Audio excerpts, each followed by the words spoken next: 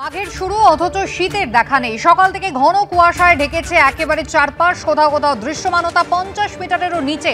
ঘন কুয়াশার কারণে ব্যাহত হয়েছে বিমান চলাচল। একাধিক জায়গার ছবি আপনাদের পাশাপাশি দেখাচ্ছি। এই শহরে একদিকে কলকাতা বিমানবন্দর, যেখানে বিমান ওঠানামার উপরে বড়সড় প্রভাব পড়েছে। আনন্দপুর, যেখানে দৃশ্যমানতা প্রায় শূন্য বলা যায়।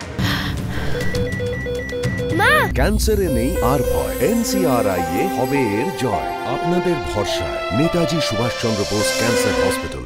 সায়েন্স সিটি, চিংড়িহাটা সর্বত্রই একই রকম। অন্যদিকে জেলা, বিশেষত উত্তরবঙ্গ, সেখানেও কিন্তু একেবারে কুয়াশায় ঢাকা চারপাশ। পাশাপাশি পুরুলিয়া, আসানসোলের ছবি দেখছেন।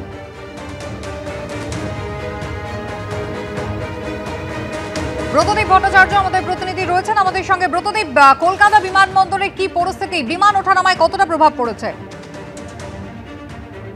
দেখো, কলকাতায় কুয়াশার দাপট প্রায় প্রত্যেক বছরই থাকে এবং সেই কারণেই কলকাতা বিমানবন্দরে ক্যাট 3B সিস্টেমে যে ল্যান্ডিং সিস্টেম সেটা রয়েছে এবং কিন্তু সেটা থাকা সত্ত্বেও আজকে সকাল থেকে কিন্তু যে ঘন কুয়াশার চাদর কলকাতা বিমানবন্দর এবং সংলগ্ন চত্বরকে ঘিরে ধরেছে, তার কারণে কিন্তু কলকাতা বিমানবন্দর থেকে কোনো বিমান ওঠানামা করতে পারেনি।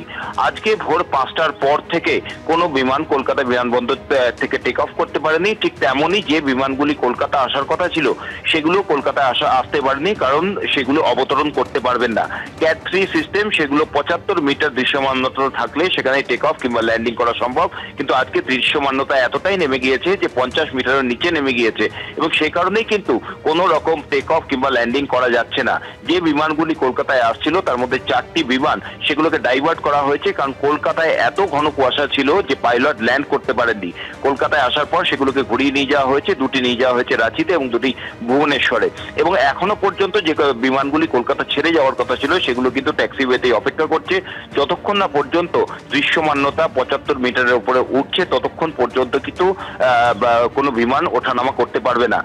ঘড়িতে 9টা পার হয়ে গিয়েছে। এখন কখন দৃশ্যমানতা উন্নতি হবে, কখন আবহাওয়ার উন্নতি হবে সে বিষয়ে কিন্তু স্পষ্ট কোনো ইঙ্গিত এখনো বিমানবন্দর কর্তৃপক্ষ তরফ থেকে পাওয়া যায়নি। তবে যে মেট ডিপার্টমেন্ট রয়েছে, অর্থাৎ আবহাওয়া বিভাগ বিমানবন্দরে, তারা যে পূর্বাভাস দিচ্ছেন যে বেলা গড়ার সঙ্গে সঙ্গে, বেলা বাড়ার সঙ্গে সঙ্গে কিন্তু এই ঘন কুয়াশার চাদর আস্তে আস্তে কাটবে।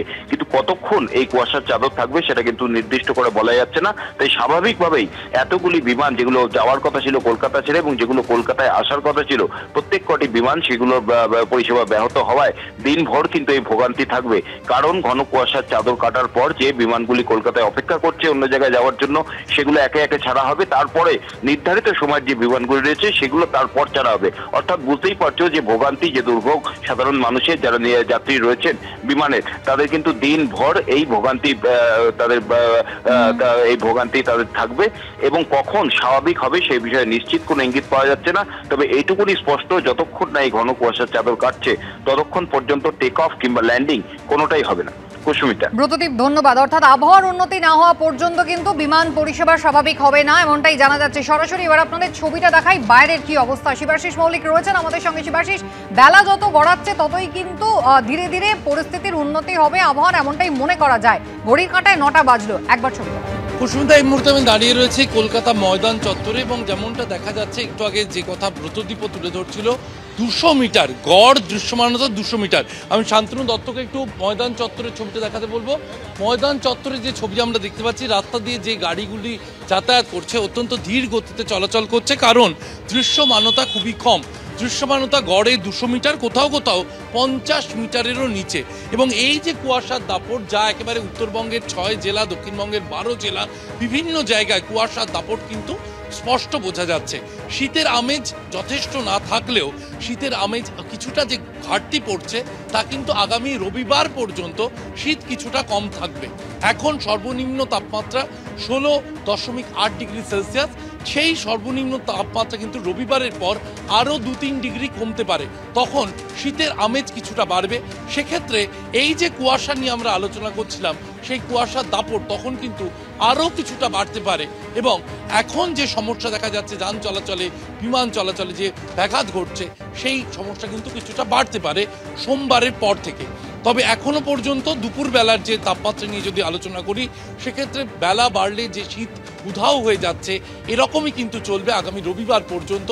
রবিবার পর্যন্ত বৃষ্টির কোনো পূর্বাভাস নেই এবং আলিপুর আবহাওয়া দপ্তর যেমনটা জানাচ্ছে তাতে বৃষ্টির কোনো পূর্বাভাস নেই এবং আপেক্ষিক আর্দ্রতা 49 থেকে যেহেতু 88 ডিগ্রি সেলসিয়াসের মধ্যে রয়েছে, সকালে শীত থাকছে, সন্ধ্যায় শীত থাকছে, কিন্তু দিনের বেলায় শীত কোথাও একটা উঠাও। একেবারে ধন্যবাদ।